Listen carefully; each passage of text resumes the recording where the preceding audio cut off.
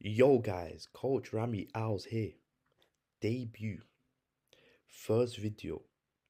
And I'm doing it in one take. No editing. Just make it feel natural. I'm here and I'm gonna present to you lot how Liam Rosenior is making the new Chelsea. This is my first video. It's a mountain. You're gonna start at the bottom, eventually get to the top.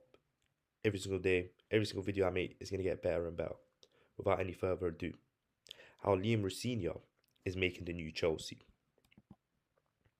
Formation. In possession, he played a 4-2-3-1.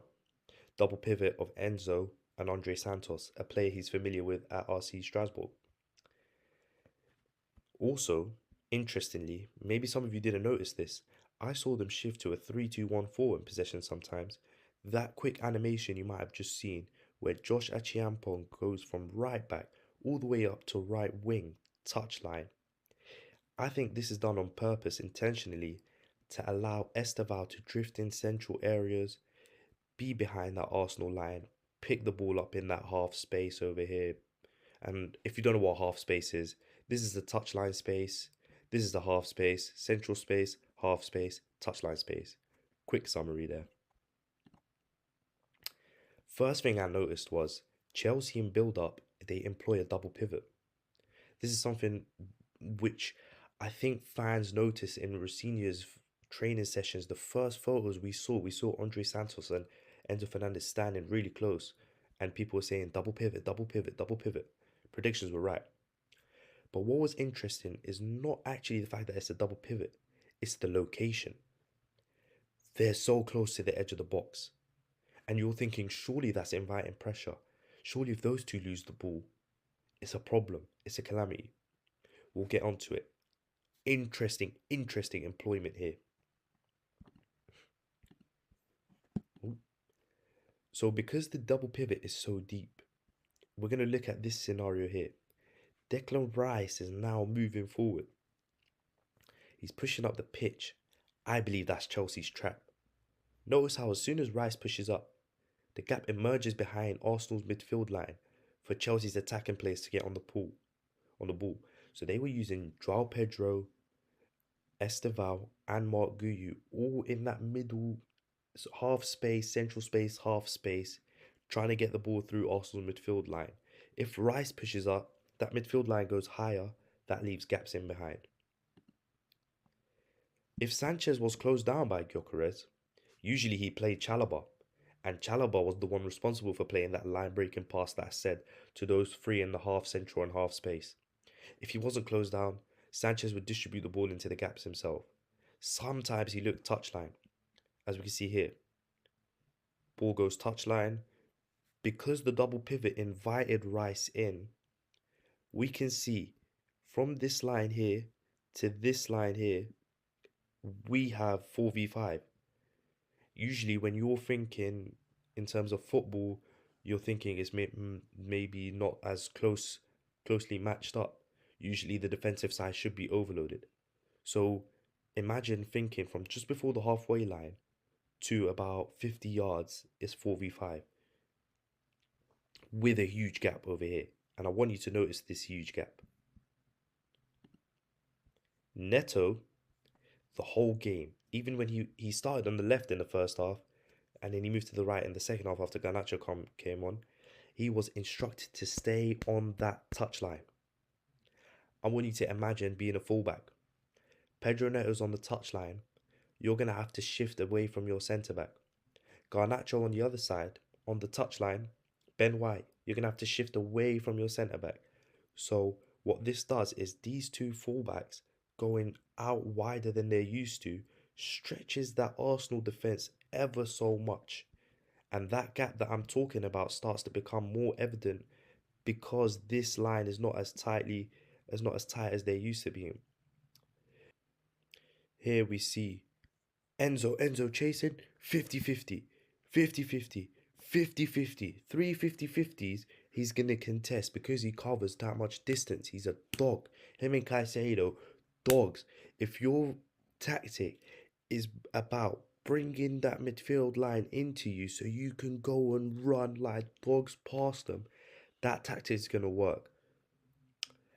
All in all said, what these gaps are, here we can see half space, central space, half space again. Chelsea's midfield, they run so much. And there's one player in particular, if you look at this infographic, since the start of the season, Enzo Fernandez covers the most distance per 90.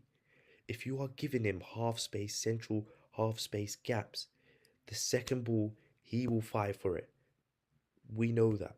Caicedo, if he was playing those second balls, those little 50-50s, he will fight for it.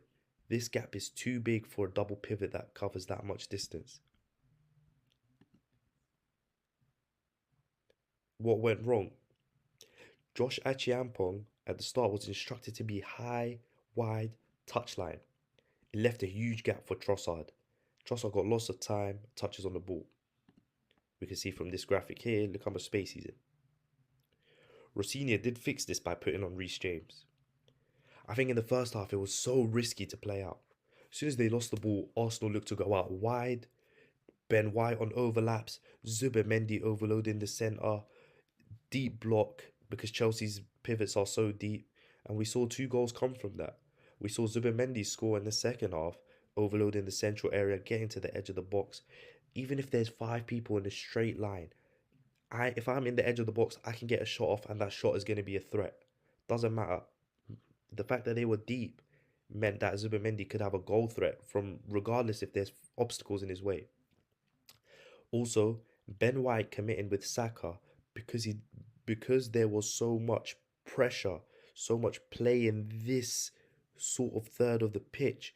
Ben White can commit, and we saw overlap Saka, ball in, Sanchez doesn't deal with it well, Gyökeres scored.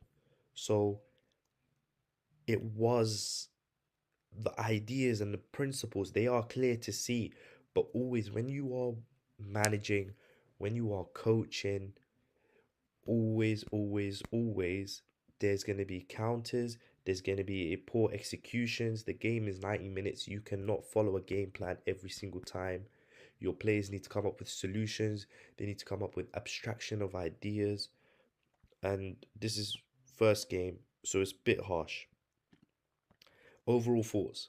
Like I said, they struggled to play out, but I like the risk. I like the invitation of pressure to go break the line and get those exciting play. Esteval was so exciting to watch yesterday. Garnacho, brace. João Pedro on the ball, exciting player. It was exciting football, and it was proving that the tactic could get the players Chelsea need on the ball. I think Chelsea struggled with set pieces. Rosenior does take responsibility of this in the post-match interview, which was interesting. I think the set piece coaching has to be better there. We know Arsenal. Set piece FC, Dark Arts FC, Saliba Gabriel FC. We know it. Deal with it. Saliba could have scored one. Rice's delivery is a joke. Ben White ends up getting a goal. Moving on. I think Rosenior made great substitutions that changed the game. I think Garnacho coming on. Your sub comes on, he scores a brace. You've done your job. As a manager, you've changed the game, you've brought on the right personnel, and you're shifting the game in your favour. Reece James. A Chiampong tactic didn't really work. Trossard getting too many touches. Bring on Reece James. You know he's going to win the ball. You know he's going to drive with it. You know he can play a long pass. Reece James can do everything. Something that I saw similar to Maresca. The ball was always looking, players were always looking to play the ball out wide. I think the goal is in the middle of the pitch. It's in the when you're looking at it dimensionally, it's not on the right wing, it's not on the left wing, it's in the centre. Look to penetrate through the centre. That's why Cole Palmer's so good. Cole Palmer gets in a half space and looks to drive at the goal. He's not going touchline. The ball goes out to the touchline too much. And Esteval, exciting player. Today he wanted to drift in, caught himself on the touchline too much. Similar to Maresca ball. I want to see more attacks working centrally. I'm going to give him the benefit of the doubt. He was missing Chili's Cole Palmer. And he said he needs him. He said he can't afford to lose him. And so maybe that's just what it was. And like I said, the video was going to be quick. It's going to be a breakdown. It's my debut. We're only up from here. Engagement wise, like if you lot engage with it more, give me feedback. What can be improved? Was my energy low? Was my voice sounding too ill? Was my nose blocked? Give me that feedback. Or if you like the video, then like it. Share, follow, subscribe, comment. Let me know what you want next. Let me know what game you want me to watch next. Other leagues, other players, scouting reports coming out soon. All very, very exciting stuff. Just engage. Thank you so much. Goodbye.